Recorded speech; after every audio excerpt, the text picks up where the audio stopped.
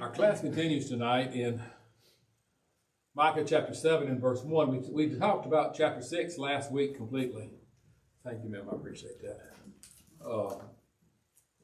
And there was three things that we talked about last week, and I want to simply touch on those in a way of kind of reviewing those and reminding us of what they were. And that's in Micah chapter 6 and verse 8. When he tells us in that context there that he has shown you, O man, what is good. And he tells us there was three things that a man should do. What does the Lord require of you? He says to do justly, to do mercy, and to walk humbly with your God. Had these individuals been able to fulfill that need, had they done that properly, they would not have had the despair and the degradation in their society that they were experiencing. We talked about those things a little bit last week, and we talked about Israel's injustice and their state of affairs down through the end of chapter 6. Is there any comments or questions anyone would care to ask or bring up on chapter 6 before we move into chapter 7? I noticed in Micah chapter 7, let's read the first 6 verses. He says, "Woe is me, for I am like those who gather summer fruits, like those who glean vintage grapes. There is no cluster to eat of the first ripe fruit, which my soul desires. The faithful man is perished from the earth, and there is no upright among men.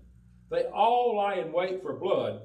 Every man hunts his brother with a net, that they may successfully do evil with both hands. The princes ask for gifts. The judge seeks a bribe. The great man utters his evil desire. So they scheme together. The best of them is like a briar. The most upright is sharper than a thorn hedge. The day of your watchman and your punishment come. Now shall be their perplexity. Do not trust in a friend. Do not put your confidence in a companion. Guard the doors of your mouth from him who lies in your bosom. For son dishonors father, daughter rises against her mother, daughter-in-law against her mother-in-law, and man's enemies are the men of his own household. Therefore I will look to the Lord. I will wait for the God of my salvation. My God will hear me." First of all, there are people look at what the idea of Israel is. Who's speaking here? Is it woe is me? I think it's Micah speaking in a first person, typifying Jerusalem, typifying the society. He's speaking if it's him. He's having to do the idea that it's Israel who is on trial. It's Israel who has done these things. It's Jerusalem lamenting over there's no righteous people. When I read this context, I could not help but think it describes much of our own society today. The breakdown of the home, the breakdown of relationships, the garnering of problems one with another, the continuous sin that's in its nation. Let's go to Psalms, just as a way of background, a little background on this. The psalmist David, in Psalms 12, verses 1 and 2. And we'll pick up we'll read Psalms 12 and Psalms 14 there. Turn with me to Psalms 12, verses 1. Does anybody have it? Edgar, you got it? Read Psalms 12, verses 1 and 2. Help, Lord, for the godly man ceases, for the faithful fail from among the children of men. They speak vanity, everyone with his neighbor, with flattering lips, and with a double heart do they speak. Okay.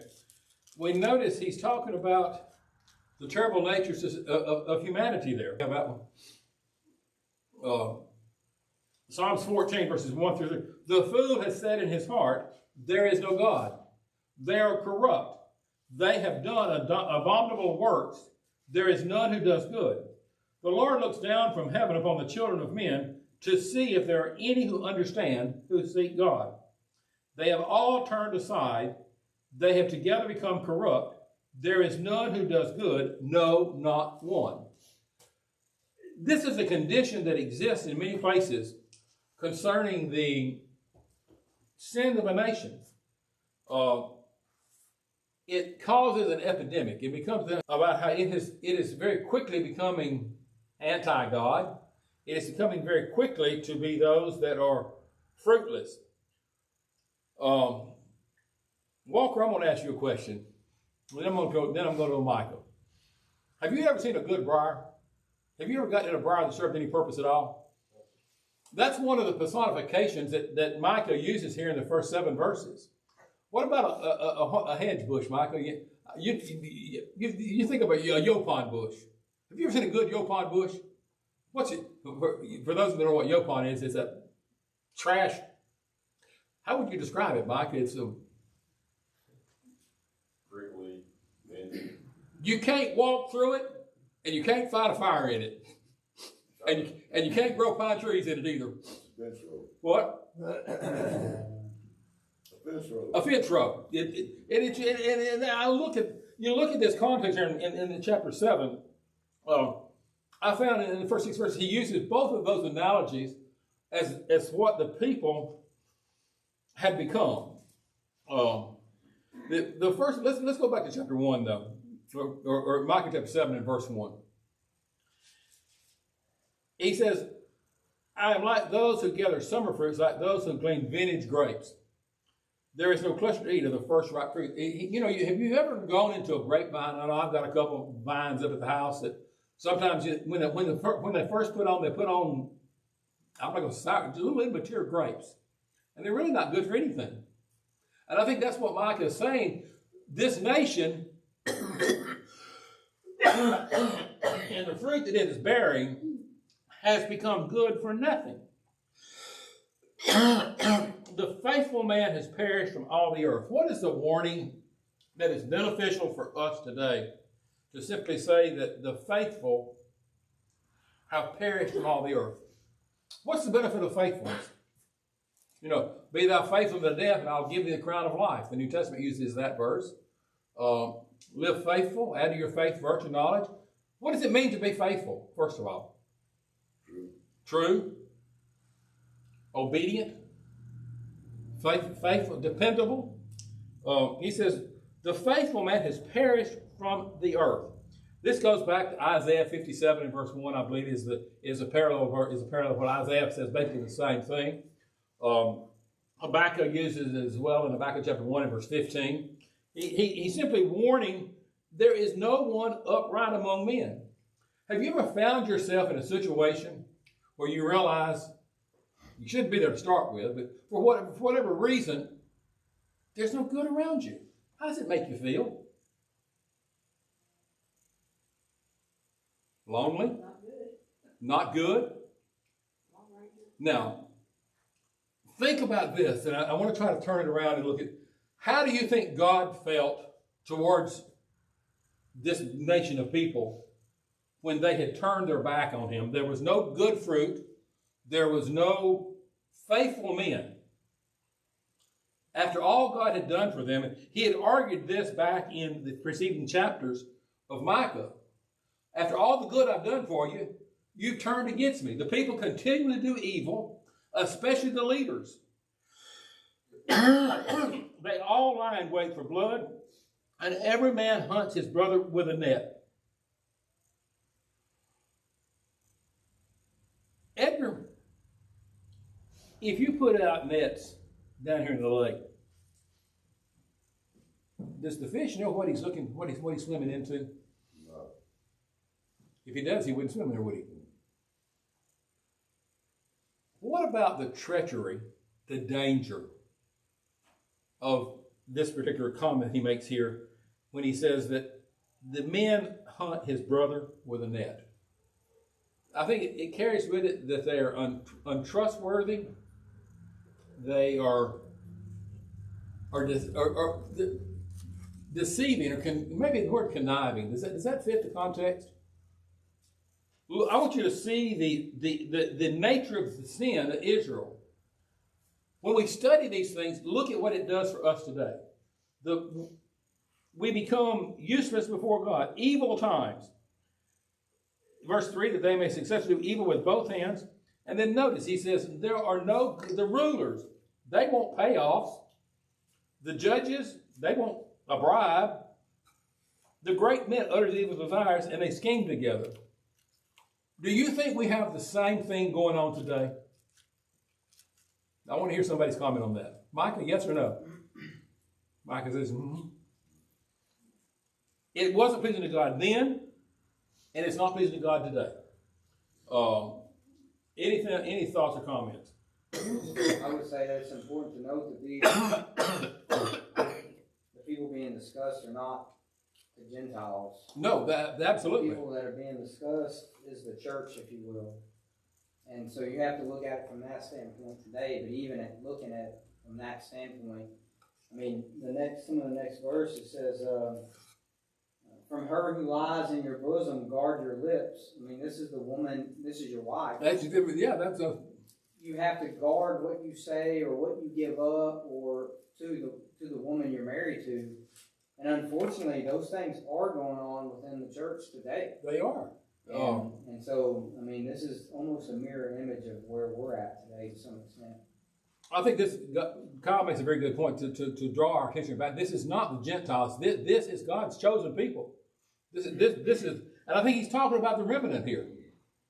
And later on in the chapter, he's going to even be more specific about the remnant. And it's men of power. They're scheming together.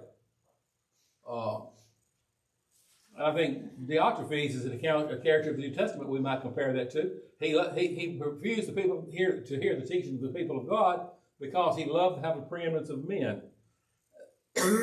That's simply one that comes to mind there. In verse 4, he says, the best of them is like a briar. The very best of the group is useless.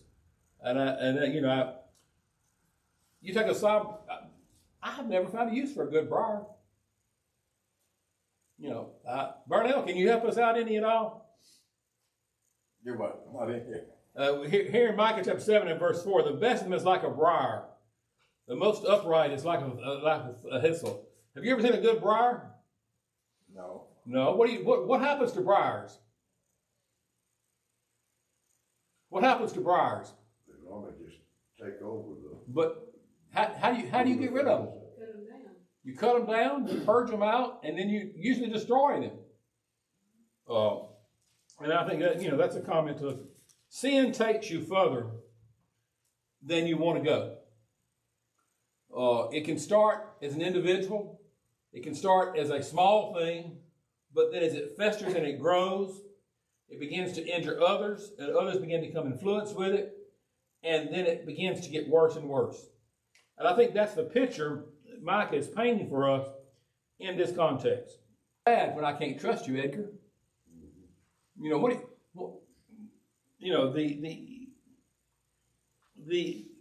Don't put your confidence in a companion.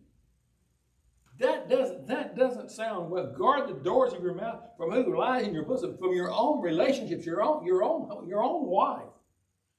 For son dishonors her father, daughter rises against her mother, daughter-in-law against her mother-in-law, and a man's enemies are those of his own house.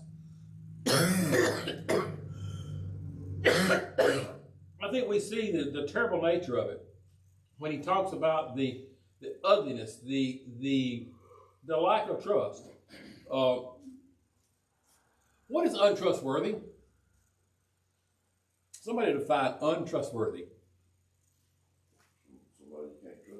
Somebody you can't trust. If he's untrustworthy, the friends can't trust him. If you can't trust your friends, do you want to be friends with them? Probably not.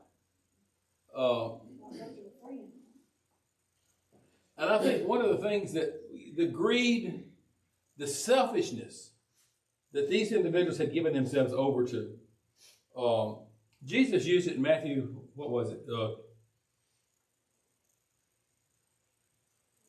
Is it 12? 12:25 seems like I was thinking about that one. He says, a man's enemy is from those of his own household.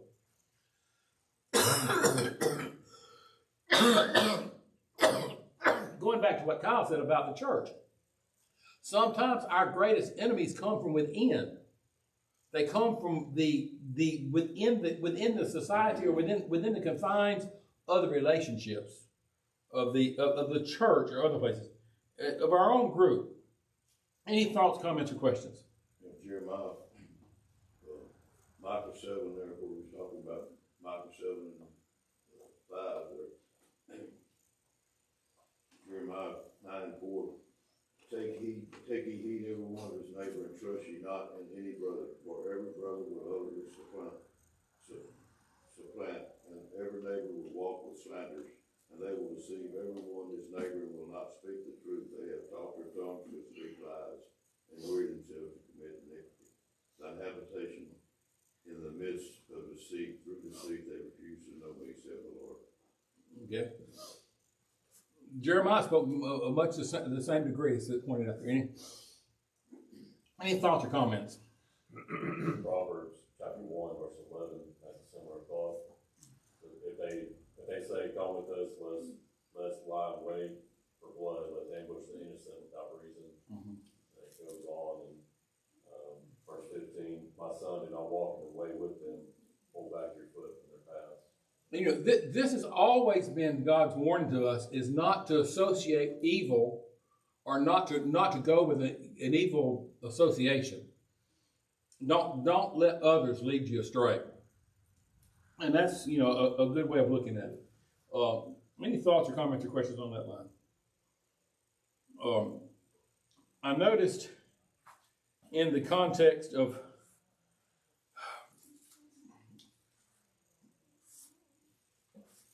my book, before I tell you this, I think it's 2 Timothy 3. Y'all have to give it. I'm running out of air real fast, folks. I'm sorry. Let's go to 2 Timothy chapter 3.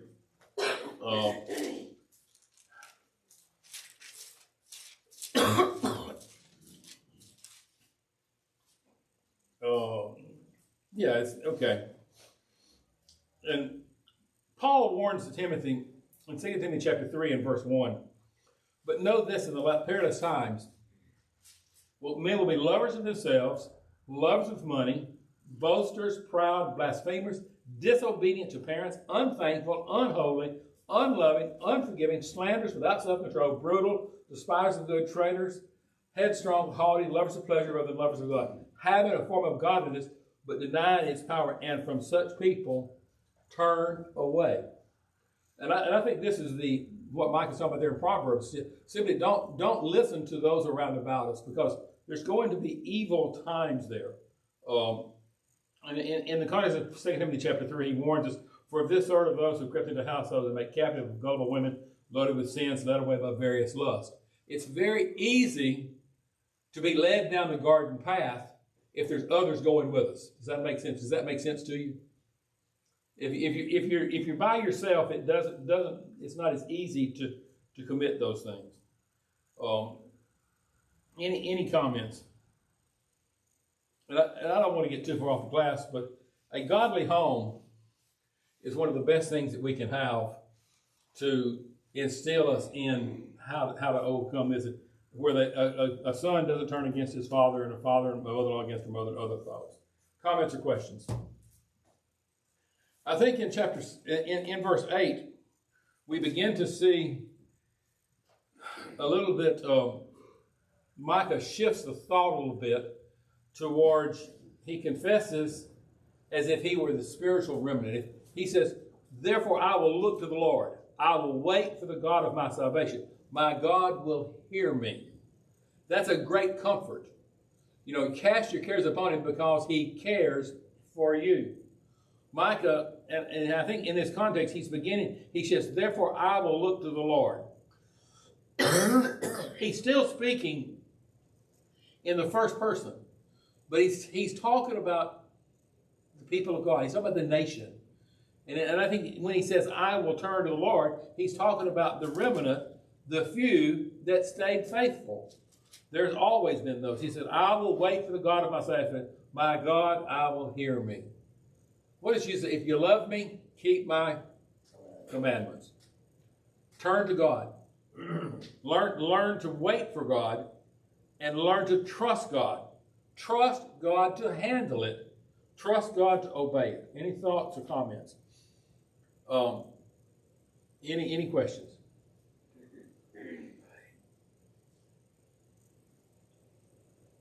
I want to ask a question here, and it's one in my mind. I want to about the God of my salvation. My God will hear me. Is Micah saying I'm going to put my trust in God and he's going to lead the way? Or is he saying I need to get back to doing it God's way? I will wait for the God of my salvation. He said, I'm going to put my trust in him. I'm going to depend on him. Let him lead his way. The God of my salvation. He will hear me. The deliverance will come from where? God. Deliver me out of the hand of the lion. God is in the deliverance business. And I think he says here, he said, I wait for the God of my salvation. Does it mean he's going to be just inactive? What? If you're waiting for God, I'm just going to go over here in the corner and sit down, and I'm going to wait for God to save me. Is that what Micah's saying here? Just trusting in God. It says, I will look at it. I will look to God, and I will wait for God, and then God will hear my prayer. My God will hear me. Do not rejoice over me, my enemy. When I fail, I will arise. When I sit in darkness, the Lord will be a light to me. 1 John 1 and verse 7. If we walk in the light as he is in the light, we have fellowship one with another, and the blood of his son cleanses us. But we've got to be in that light. Any thoughts or comments? Yeah, talking about weight, back in, I think it's Revelation, the 6th chapter, but people had been martyred. They was under the altar. They was hollering, oh Lord, how long shall it be? And he said, just wait. In other words, just carry on. That well, we can't rush the Lord. I was trying to look what passage that was in Revelations. But when they cry out, Lord, how long? He says, just continue to wait. Yeah. Continue to be patient. What chapter was that? I didn't look at it. I was saying chapter 6. But I don't think it's. I don't think it was 6. It was in the. I'd have to look to find out to make sure where it was at there. One thing that Micah is saying here is he says he was in darkness now. He said, where I am now, I am in darkness. I'm in a bad state. Any thoughts or comments? Notice verse 8. When I sat in darkness, the Lord will be a light to me. Without God, we are groping in darkness. One of the beauty things of the New Testament is when we're translated out of the kingdom of darkness into the kingdom of his dear Son. We come out of Satan's world into the marvelous light of the gospel. We come out of ignorance into understanding. We come out of disobedience into obedience. We come out of chaos into active obedience and active order. I think you see a contrast between, and I think this is what Micah is saying to us here in Micah chapter 7. He said, I will sit in darkness, the Lord will be a light to me. I will bear the indignation of the Lord because I have sinned against him until he pleads my case, excuse judgments for me. He will bring forth to the light. I will see his righteousness. I think that's in the idea of learn to trust in God. The only one that can save us is God through Jesus Christ and the gospel thereof. The only hope that God's people has is God's way. And I think this is what Micah is saying to us in this particular comment. In Psalms 27, Psalmist David, in Psalms 27 and verse 1, the Lord is my light and my salvation. Whom shall I fear? The Lord is my strength of my life. Of whom shall I be afraid? I think that's kind of a parallel passage of what Micah is saying here in Micah chapter 7. Any thoughts or comments? Anyone? And I almost feel like Micah's saying, where he says, though I fall, I will rise. Though I dwell in darkness, the Lord is light for me. You know, to you, it may look like I have fallen. Mm-hmm. But it's not the way he's putting it. This is my words. The joke's on you. Because I haven't actually fallen. I have risen. And so it might seem that calamity has befallen me, but really it has befallen you, because my salvation is in the Lord. And when you think I have fallen, I've actually got the prize, the promise. I've received. I've won the victory, and you have not. Mm-hmm. And so, I mean, that's what I think of when I read that. And so, and the same thing's true for us today. A lot of people may look down on a Christian and their way of life, and maybe some of the things that they give up or don't participate in, and you kind of get mocked and laughed at a little bit. But at the end of the day, really, the joke's on them, not on us. They've missed the blessing. Yeah, we understand. Although we look foolish, and maybe we say to the world, we say things that are foolish, and we live foolish, and we raise our kids foolishly. To the Lord, that's not foolish. That's wisdom. Mm-hmm. So you might look at me and you might think, well, I could have lived a lot better than I had, but really at the end of the day, I am going to be living a lot better than you. That's true. So, I mean, I think that's what he's saying there. That's a good application there. Notice in verse 10, then she who is my enemy will see, and shame will cover who said to me, where is the Lord your God?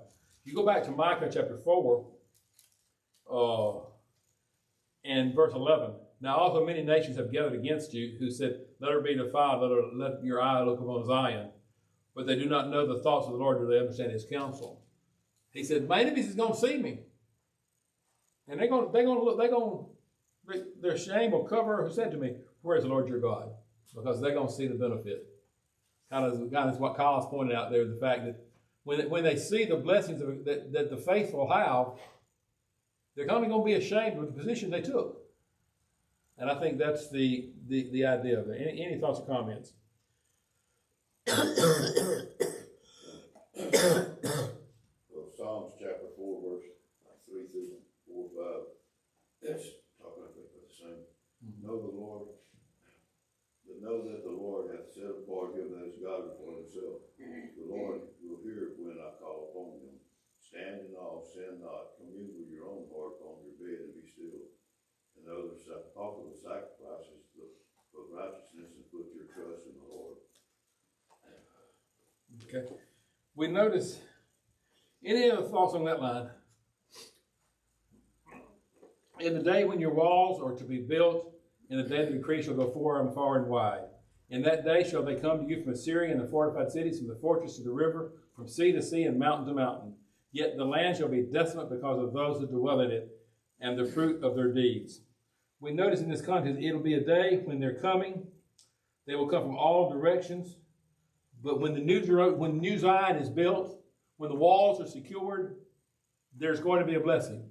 And I think in the latter part of Micah chapter 7, he's saying God will forgive Israel. God, shepherd your people for your staff, the flock of your heritage, who dwell in solitary, in a woodland, in the midst of a camel. Let the feet be embalmed and gilded, as in the days of old, the days when you came out of the land of Egypt. I will show them wonders. The nations shall see and be ashamed of their might. They shall put their hand over their mouth. Their ears shall be deaf. They shall lick the dust like a serpent. They shall crawl with the holes like snakes of the earth. They shall be afraid of the Lord our God, and shall fear because you.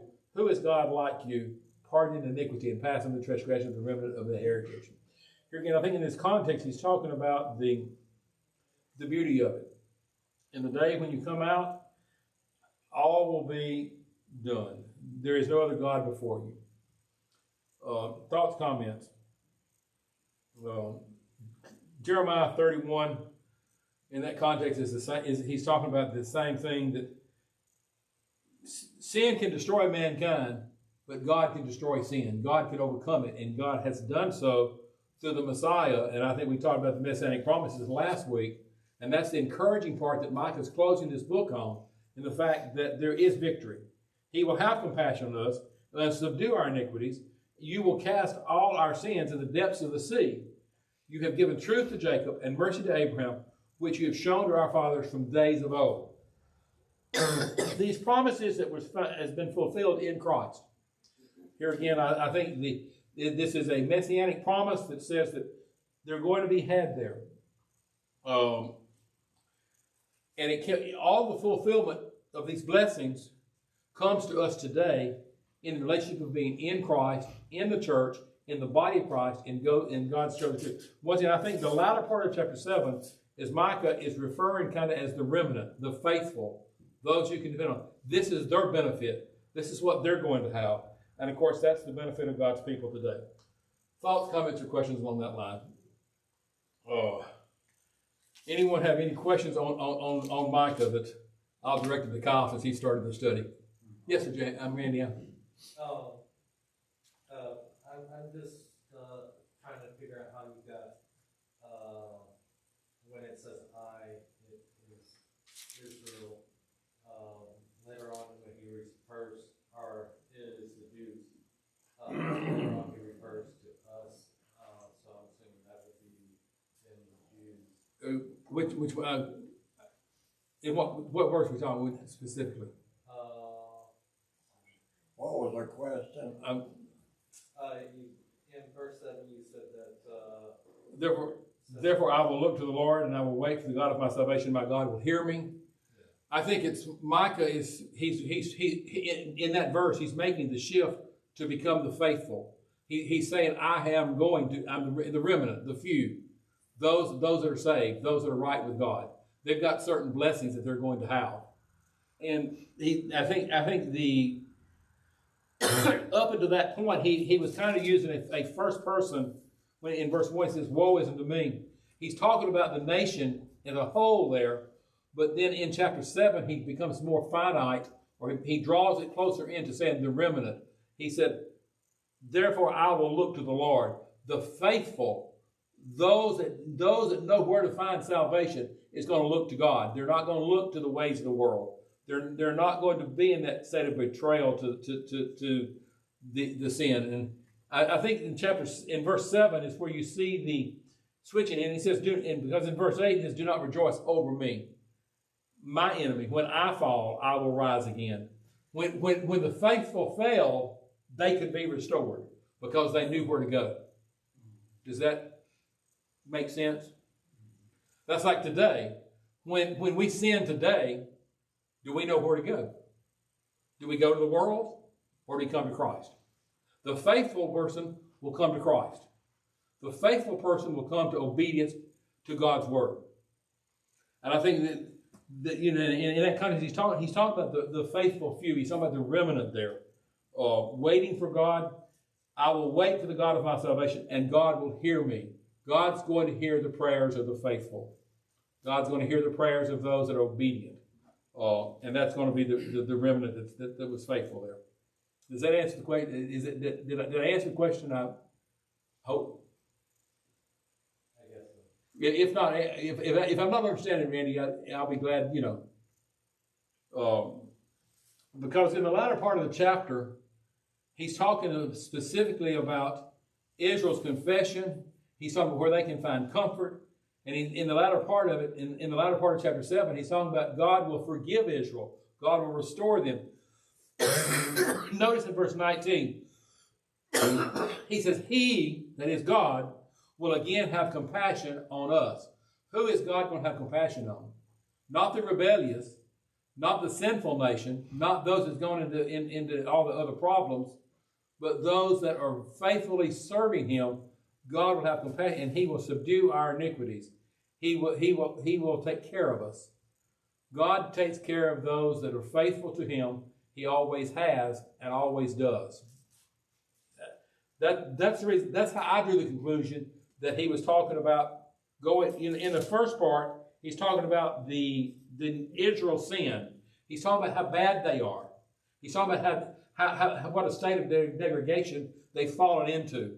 And then in the context of verse 7, there he says, "I will look to the Lord. I will wait for God. God will hear me. When I fall, I will arise. When I walk in darkness, God will be a light to me." And I think we see a shift between those that are ungodly or those that are disobedient to those that are remaining faithful to God.